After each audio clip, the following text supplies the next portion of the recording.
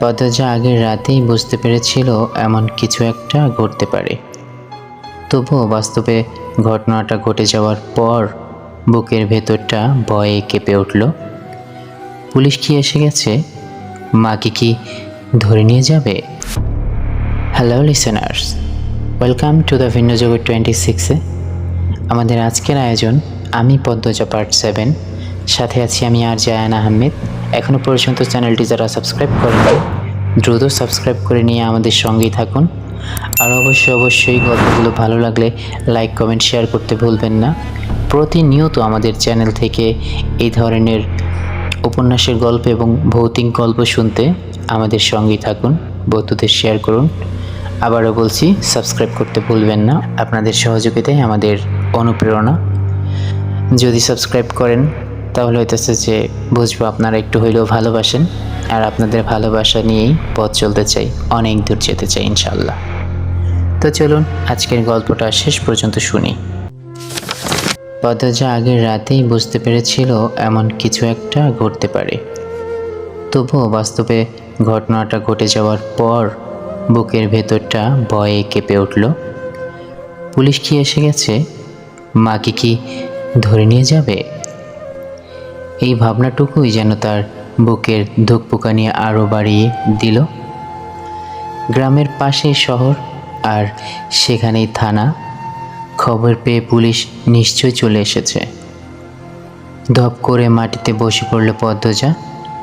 সারা শরীর ঘামে ভিজে একাকার, নাক মুখ গলা সব ঘামে চকচক করছে। খুনের খবর শুনেই পূর্ণা ভয়ে স্তব্ধ হয়ে গেছে। তার মনে হচ্ছে পরের শিকার বুঝি সেও। এমনিতেই সে খুব ভীতু। পদ্মজার পুরো শরীর কাঁপছে। চোখের সামনে বারবার ভেসে উঠছে এক ভয়ঙ্কর দৃশ্য।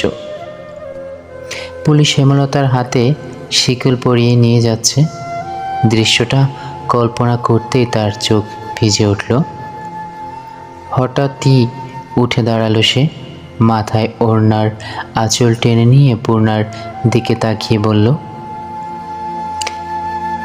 প্রেমারে দেখে রাখিস বোন। বাড়ি ভর্তি মানুষ। মুহূর্তে মুহূর্তে আরও লোক এসে ভিড় করেছে। সবাইকে সরিয়ে হেমলতা এগিয়ে গেলেন হানিফের নিথর দেহের কাছে। ঠিক তখনই ফর্সা গায়ের রঙের দুই নারী ঝাঁপিয়ে পড়লেন তার উপর। আচমকা আক্রমণে কিছুটা হতভম্ব হয়ে গেলেন তিনি। পরে বুঝতে পারলেন তারা তার মা মঞ্জুরা আর ছোট বোন। দুজনেই বুক ভাসিয়ে কাঁদছে, অথচ হেমলতার চোখে এক ফোঁটা জলও নেই। মুহূর্তের জন্য মনে হলো মানুষ কি বিষয়টা খেয়াল করবে। অন্তত লোক দেখানো একটু কান্না কি করা উচিত। হানিফের ক্ষতবিক্ষত দেহের দিকে তাকিয়ে তার মনে এক অদ্ভুত প্রশান্তি নেমে এলো। মনে হচ্ছে কেউ যেন তার বুকের বহু বছরের জমে থাকা আগুন নিভিয়ে দিয়েছে। এমন শান্তি তিনি বহু বছর অনুভব করেননি। এমন সময় সেখানে এসে দাঁড়ালো পদ্মজা। মায়ের চোখে চোখ পড়তেই ভয়ে তার বুক শুকিয়ে গেল। হেমলতা এক মুহূর্তে কপাল কুঁচকে তাকালেন, তারপর আবার নিজেকে স্বাভাবিক করে নিলেন। পদ্মজা চারদিকে তাকিয়ে পুলিশ খুঁজতে লাগলো। মানুষের ভিড়ে কিছু স্পষ্ট বোঝা যাচ্ছে না। সে এদিক ওদিক উকি দিতেই হেমলতা এগিয়ে এসে শক্ত হাতে তার মুখ ঘুরিয়ে দিলেন। পদ্মজা তাড়াতাড়ি ওড়নার আঁচল মুখে চেপে গোয়াল ঘরে ঢুকে পড়ল। তার মা কখনোই চান না সে এত মানুষের সামনে থাকুক। গোয়াল ঘর থেকে উকি দিয়েই বাইরের পরিস্থিতি দেখছিল পদ্মজা। কিছুক্ষণ পর পুলিশ এসে উপস্থিত হলো। প্রয়োজনীয় জিজ্ঞাসাবাদ শেষে হানিফের লাশ নিয়ে চলে গেল। লোকমুখে শোনা গেল শেষ রাতের কোনো এক সময় হানিফকে খুন করা হয়েছে। এরপর তার লাশ নদীতে ফেলে দেওয়া হয়।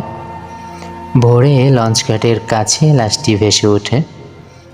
পুলিশ হেমলতাকে গ্রেপ্তার করেনি দেখে পদ্মজা যেন বুক ভরে নিঃশ্বাস নিতে পারল। ধীরে ধীরে মানুষের ভিড়ও কমে এলো। মঞ্জুরা কাঁদতে কাঁদতে ক্লান্ত হয়ে উঠোনের এক কোণে বসে আছেন। ঠিক তখনই গোয়াল ঘর থেকে গুটি গুটি পায়ে বেরিয়ে এলো পদ্মজা। হেমলতা মেয়ের দিকে তাকিয়ে মৃদু হাসলেন। সেই হাসি মঞ্জুরার চোখ এড়ালো না। মুহূর্তেই তার মনে সন্দেহের বীজ জন্ম নিল। দ্রুত হেমলতার সামনে এসে দাঁড়িয়ে নিচু গলায় বললেন, তুই খুন করছস? হেমলতা নির্বিকার কণ্ঠে জিজ্ঞেস করলেন, তোমার কেন এমন মনে হচ্ছে? এই প্রশ্ন শুনেই পদ্মজার বুক কেঁপে উঠল। যদি নানু সত্যিই পুলিশের কাছে বলে দেন তাহলে তো পুলিশ তার মাকে ধরে নিয়ে যাবে। মঞ্জুরা রাগে কাঁপতে কাঁপতে বললেন, কাল রাইতে তুই হানিফের ঘরে আইছিলি, আমি নিজের চোখে দেখছি। হেমলতা শান্ত স্বরে উত্তর দিলেন, হ্যাঁ গিয়েছিলাম। একটু দ্বিধা নেই তার কণ্ঠে। কেন মারলি আমার ছেলেরে? ও তোর কি ক্ষতি করছিল? হেমলতা একই শান্ত ভঙ্গিতে বললেন, আমি তার কাছে গিয়েছি বলে কি আমি তাকে খুন করেছি? তাইলে এত রাইতে তার কাছে কি দরকারে গিয়েছিলি? আমি তাকে মারতেই যাব কেন? মঞ্জুরা আহত চোখে তাকিয়ে রইলেন হেমলতার দিকে। হেমলতার মুখে কোনো ভয় নেই, কোনো অস্থিরতাও নেই। মুখটা কঠিন পাথরের মতো। কয়েক মুহূর্তের নীরবতা ভেঙে মঞ্জুরা হঠাৎ চিৎকার করে উঠলেন, আমি পুলিশের কাছে যাবো, আমি পুলিশের কাছে যাবো। পদ্মজা আর নিজেকে সামলাতে পারল না। কান্নায় ভেঙে পড়ে কাঁপা কাঁপা কণ্ঠে বললেন, নানু, নানু এমন কইরো না। হ্যালো ভিউয়ার্স, যারা যারা শুনছেন আজকের ঘটনা, সবাইকে অনেক অনেক ধন্যবাদ ভিন্ন জগৎ 26-এর পক্ষ থেকে। আর এই গল্পের পরের এপিসোড খুব শীঘ্রই আসবে। যারা যারা শুনছেন এখনও পর্যন্ত সাবস্ক্রাইব করেন নাই, দ্রুত সাবস্ক্রাইব করে নিয়ে আমাদের চ্যানেলের সাথে থাকুন। প্রতিনিয়ত এই ঘটনা এবং আরও ভয়ঙ্কর ঘটনা পেতে অবশ্যই লাইক, কমেন্ট, শেয়ার করবেন বেশি বেশি। Thank you so much. আল্লাহ হাফেজ।